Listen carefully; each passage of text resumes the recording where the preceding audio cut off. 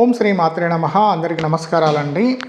మనం జీవితంలో ఎదగాలి, మనం ఒక పొజిషన్కి రావాలి అనుకునే వాళ్ళందరూ రాహు గ్రహాన్ని ప్రసన్నం చేసుకోవాలి.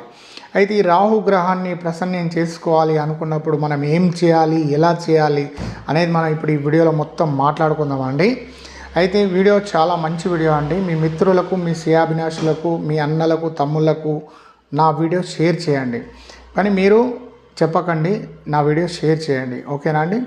అయితే మనం అష్టమి రోజు మనం ఆగాలి. అష్టమి రోజు ఒక నల్ల వస్త్రం తీసుకోండి, అందులో కొన్ని నువ్వులు పోయండి, అందులో కొన్ని నల్ల కందులు పోయండి, అందులో 11 రూపాయలు పెట్టండి. ఆ నల్ల వస్త్రాన్ని మూట కట్టి మీరు కాలభైరవ మందిరాన్ని చూసుకొని రావాలి. కాలభైరవ మందిరం కావచ్చు, వేరే మందిరంలో కూడా కాలభైరవ విగ్రహాలు ఉంటాయి. అక్కడ మీరు ఏం చేయాలంటే ఆ కాలభైరవ మందిరం కాడ ఈ మూటను సమర్పించి రావాలి. ఇలా మీరు 7 అష్టమి వారాలు మీరు చేయాలి. నమస్కారం అండి.